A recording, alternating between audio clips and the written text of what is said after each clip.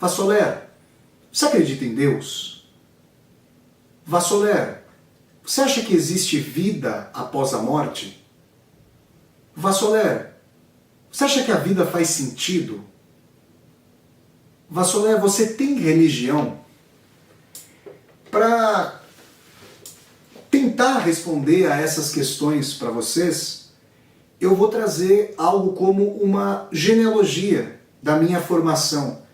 Plural, repleta de caminhos e descaminhos, envolvendo Deus, a espiritualidade e a religiosidade. E eu quero dizer que ao fim desse vídeo, mais para o fim desse vídeo, eu vou fazer aqui uma distinção, que vai gerar um dia uma aula aqui no meu canal do YouTube sobre espiritualidade e religiosidade.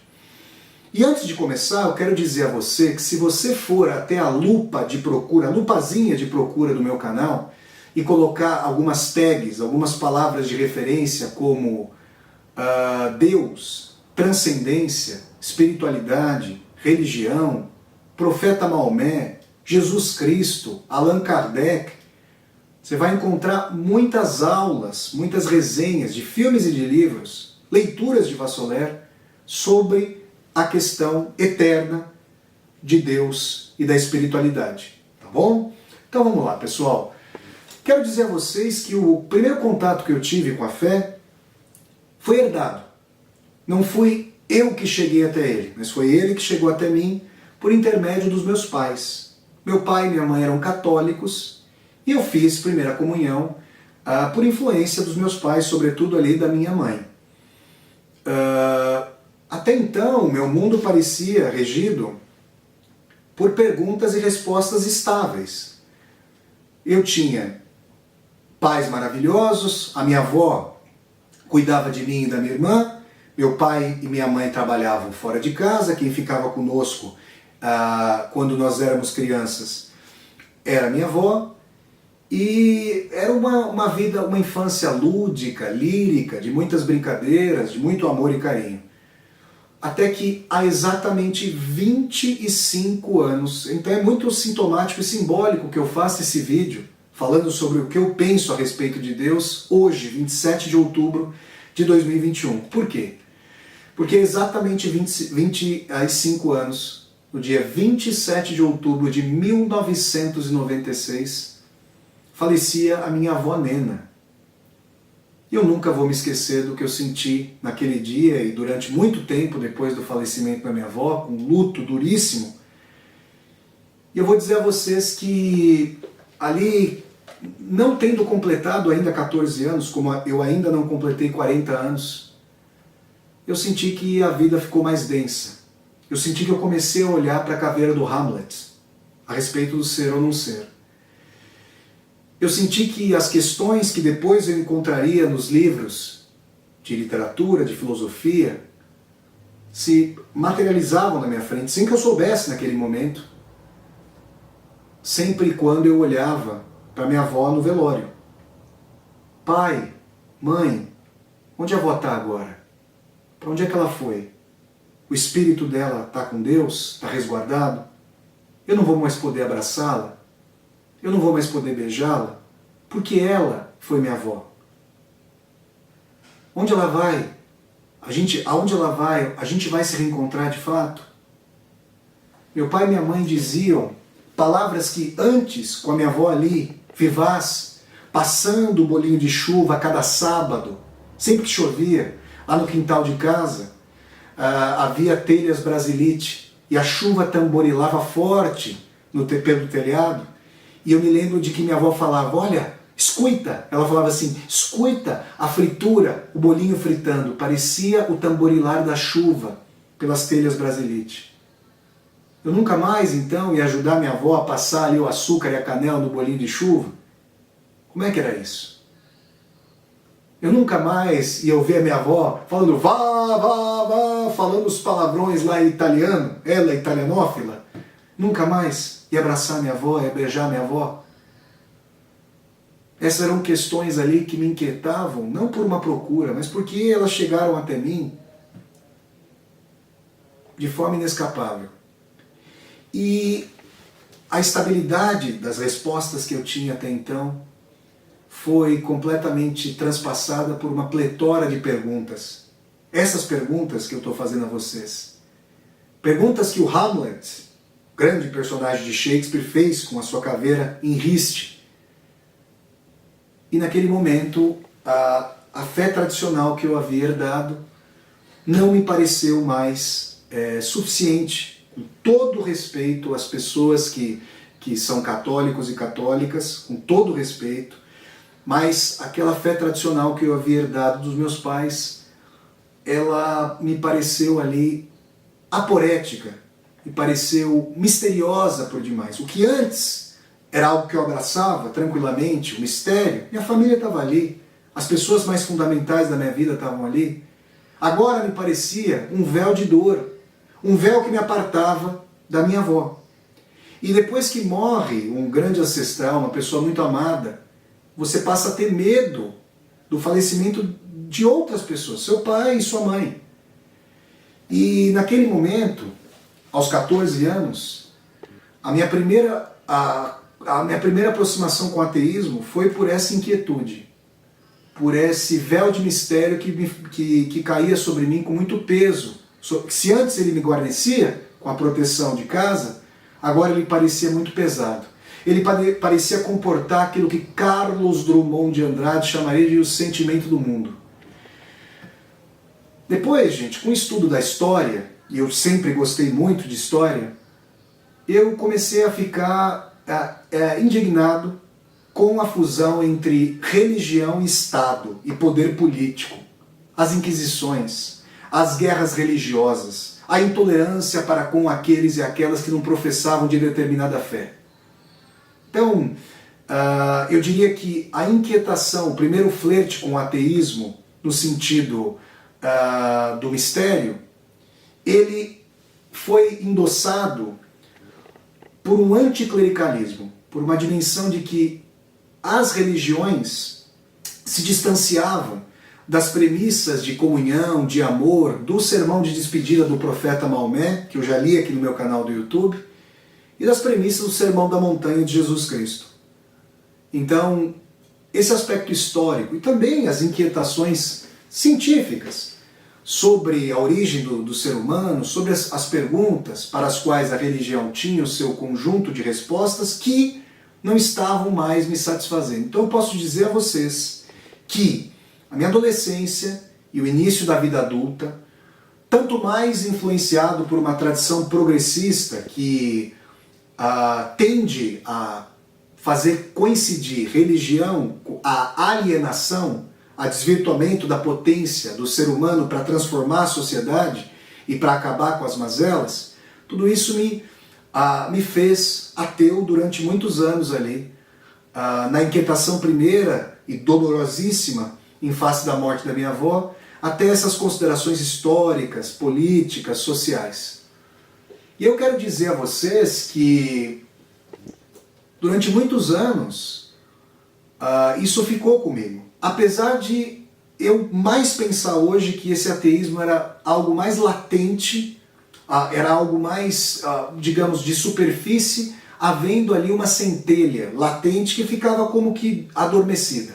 Vocês sabem que uma semente guarda o princípio de vida por milhares e milhares de anos, mesmo estando ali numa cripta com pouca luz, dentro de uma pirâmide egípcia. Agora basta que uma nesga de luz possa afagá-la para o princípio de vida ali florescer.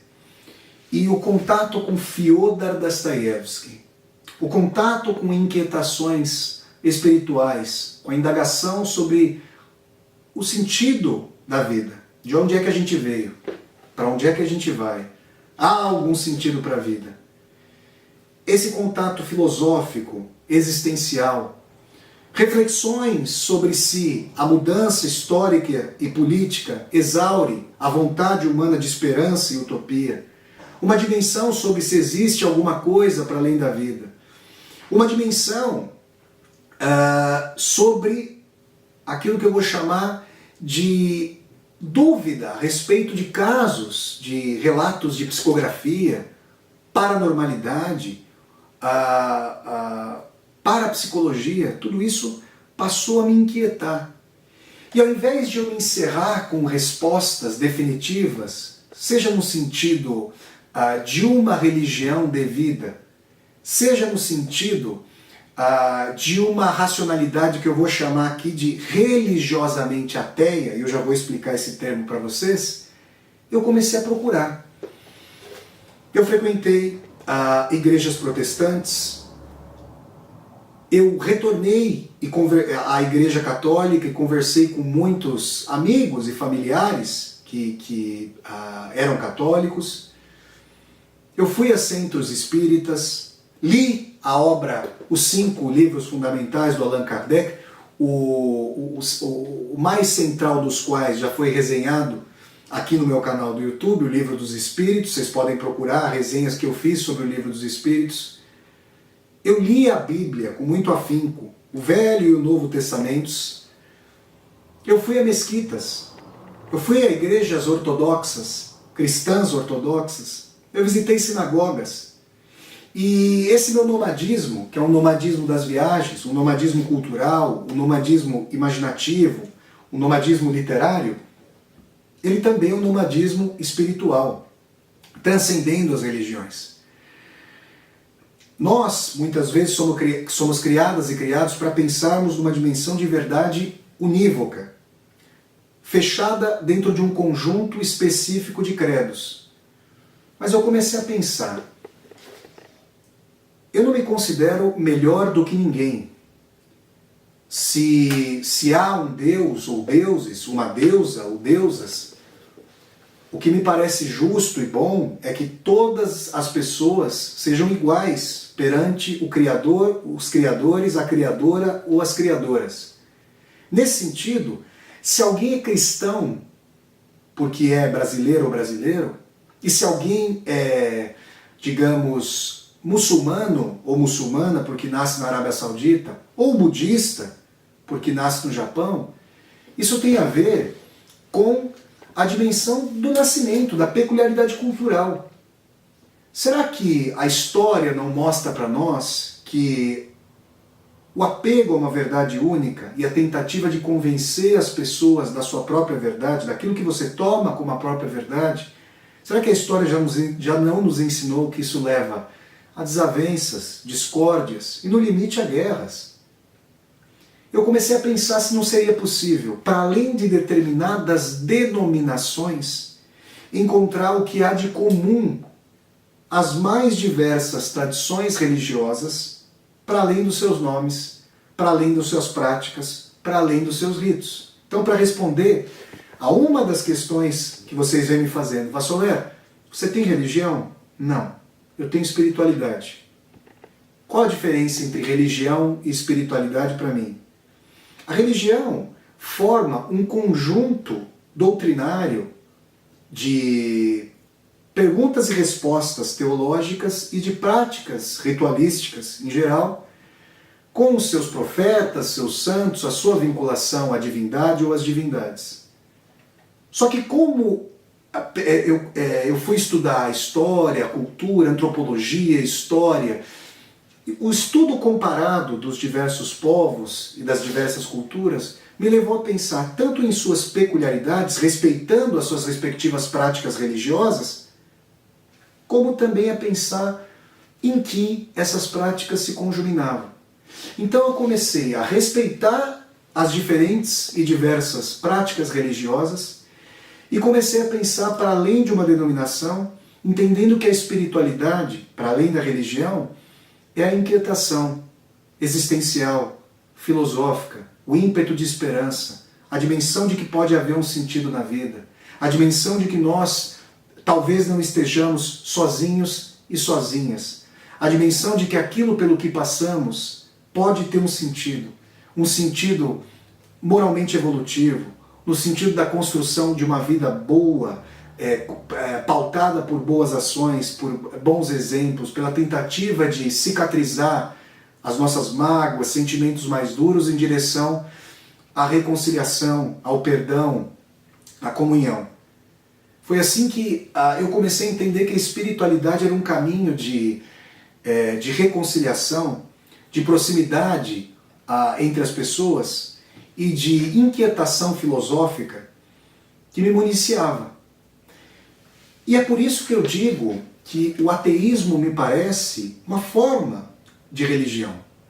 Eu me lembro de que quando eu era ateu, a minha verve ao defender um ponto de vista sem Deus ou anticlerical, ela só tinha, digamos, um sinal trocado, não religioso, em relação aos religiosos. Era uma verve que, ao longo da história, também trouxe os seus exemplos de fanatismo. O fanatismo terrível, trágico, com vários exemplos ao longo da história, ele não é um fanatismo apenas e tão somente com as religiões, com as divindades. Ele também pode ser um fanatismo sem as religiões, sem as divindades.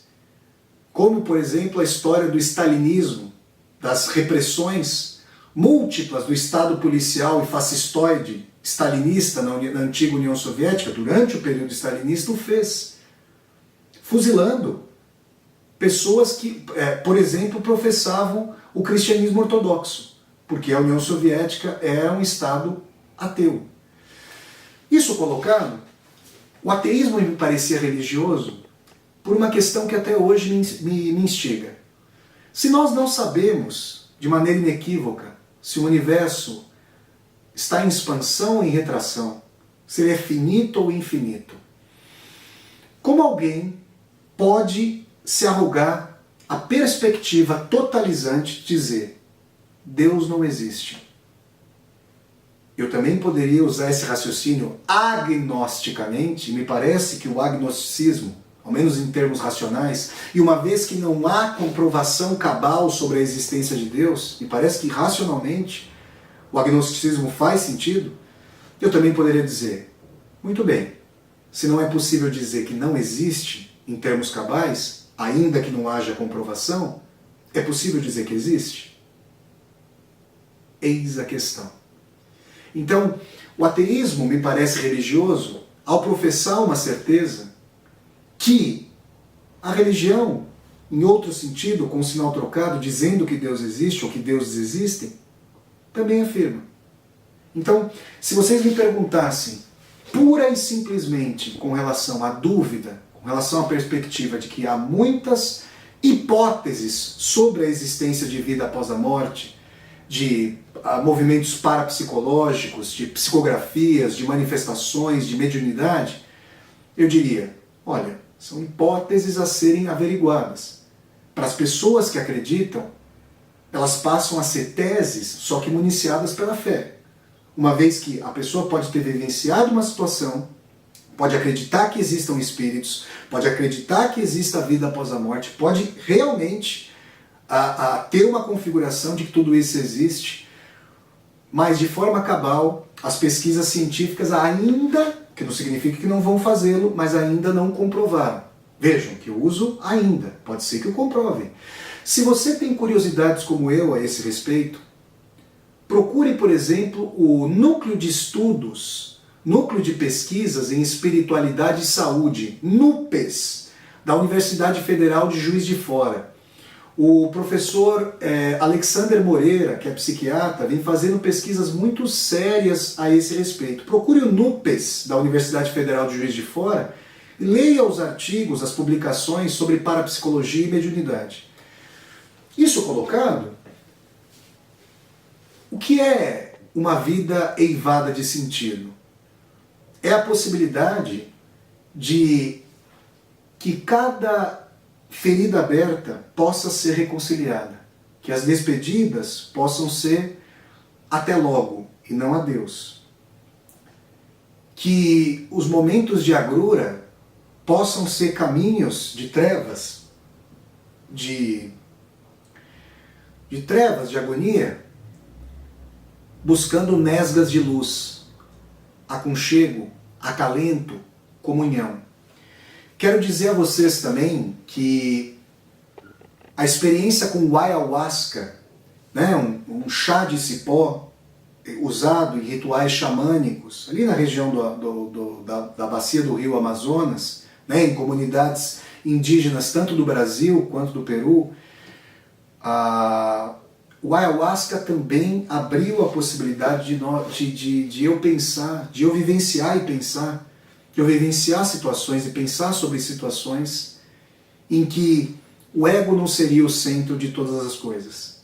O eu, que muitas vezes clama por comunhão, na amizade, no amor, na profissão, no ímpeto criativo, que haveria um acalento, um amor cósmico maior, uma inteligência de guarida.